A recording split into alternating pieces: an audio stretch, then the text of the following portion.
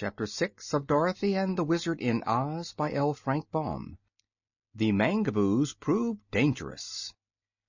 When the Wizard awoke, the 6 colored suns were shining down upon the land of the Mangaboos just as they had done ever since his arrival. The little man, having had a good sleep, felt rested and refreshed, and looking through the glass partition of the room, he saw Zeb sitting up on his bench and yawning, so the Wizard went in to him. "Zeb," said he, "my balloon is of no further use in this strange country, so I may as well leave it on the square where it fell. But in the basket car are some things I would like to keep with me.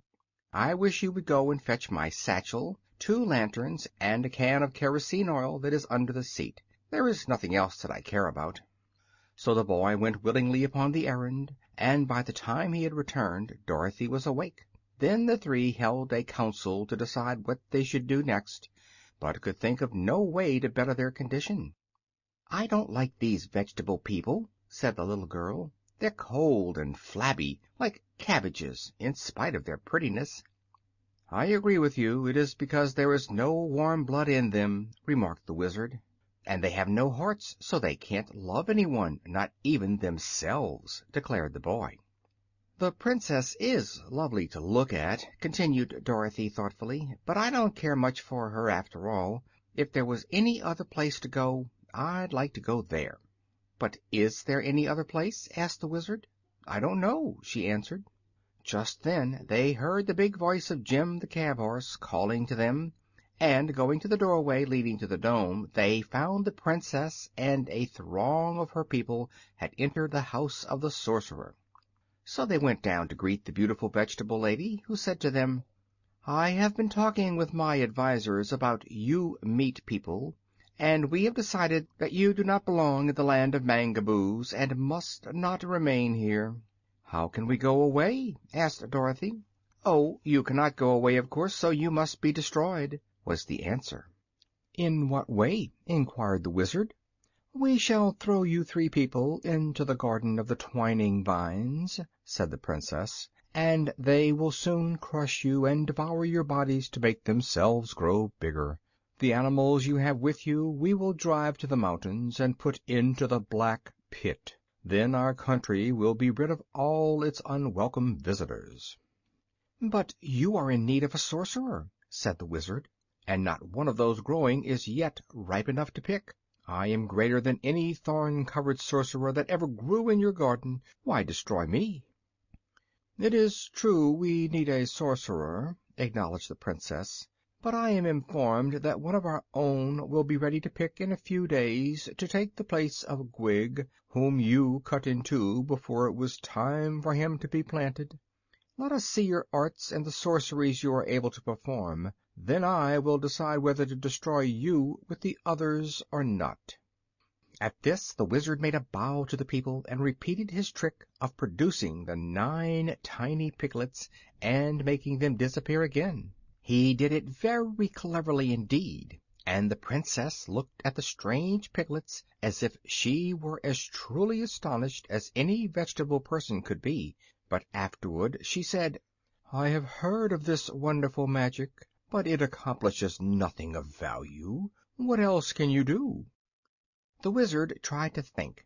Then he jointed together the blades of his sword and balanced it very skillfully upon the end of his nose, but even that did not satisfy the Princess. Just then his eye fell upon the lanterns and the can of kerosene oil which Zeb had brought from the car of his balloon, and he got a clever idea from those commonplace things. "Your Highness," said he, "I will now proceed to prove my magic by creating 2 suns that you have never seen before. Also, I will exhibit a destroyer much more dreadful than your clinging vines." So he placed Dorothy upon one side of him and the boy upon the other, and set a lantern upon each of their heads. "Don't laugh," he whispered to them, "or you will spoil the effect of my magic."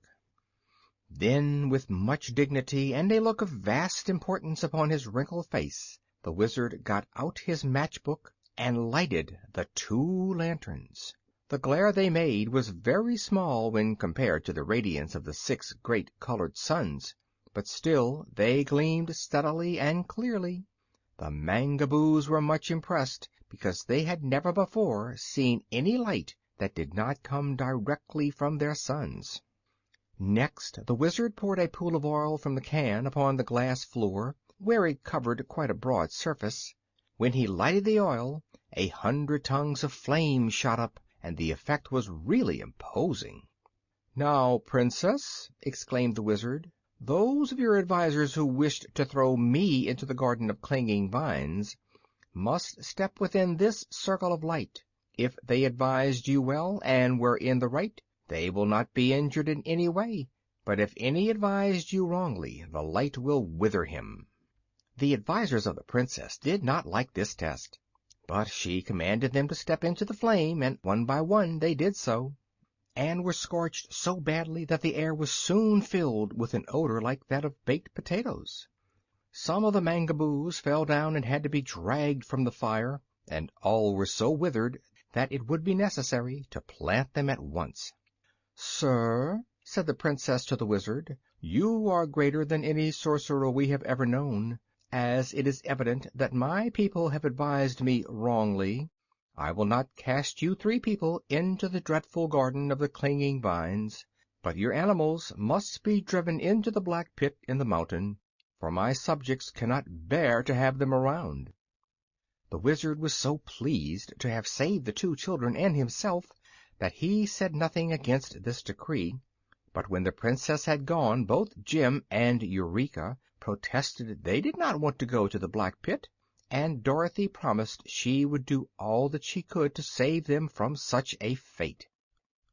For 2 or 3 days after this, if we call days the periods between sleep, there being no night to divide the hours into days, our friends were not disturbed in any way.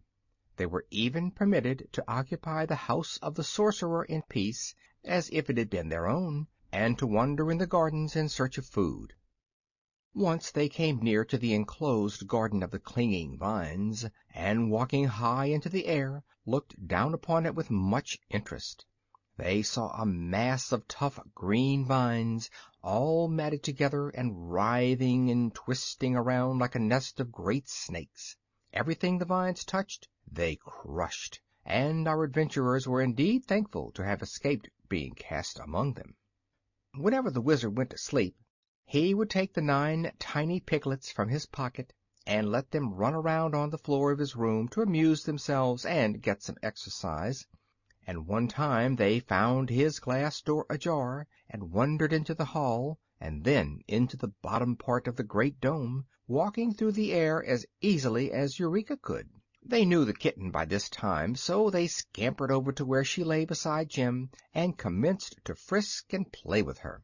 The cab horse, who never slept long at a time, sat upon his haunches and watched the tiny piglets and the kitten with much approval. "Don't be rough," he would call out, if Eureka knocked over one of the round, fat piglets with her paw, but the pigs never minded, and enjoyed the sport very greatly. Suddenly they looked up to find the room filled with the silent, solemn-eyed Mangaboos. Each of the vegetable folk bore a branch covered with sharp thorns, which was thrust defiantly toward the horse, the kitten, and the piglets. "Here, stop this foolishness!" Jim roared angrily, but after being pricked once or twice, he got upon his 4 legs and kept out of the way of the thorns. The Mangaboos surrounded them in solid ranks, but left an opening to the doorway of the hall, so the animals slowly retreated until they were driven from the room and out upon the street. Here were more of the vegetable people with thorns, and silently they urged the now frightened creatures down the street.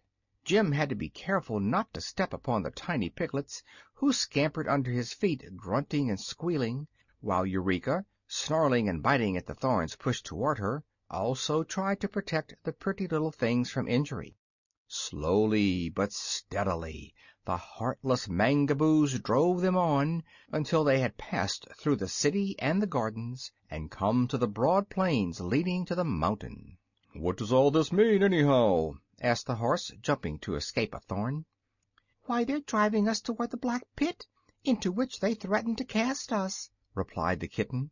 If I were as big as you are, Jim, I'd fight these miserable turnip roots." "What would you do?" inquired Jim. "I'd kick out with those long legs and iron-shod hoofs." "All right," said the horse, "I'll do it." An instant later he suddenly backed toward the crowd of Mangaboos and kicked out his hind legs as hard as he could. A dozen of them smashed together and tumbled to the ground, and seeing his success, Jim kicked again and again, charging into the vegetable crowd, knocking them in all directions and sending the others scattering to escape his iron heels. Eureka helped him by flying into the faces of the enemy and scratching and biting furiously, and the kitten ruined so many vegetable complexions that the Mangaboos feared her as much as they did the horse. But the foes were too many to be repulsed for long. They tired Jim and Eureka out, and although the field of battle was thickly covered with mashed and disabled Mangaboos, our animal friends had to give up at last and allow themselves to be driven to the mountain.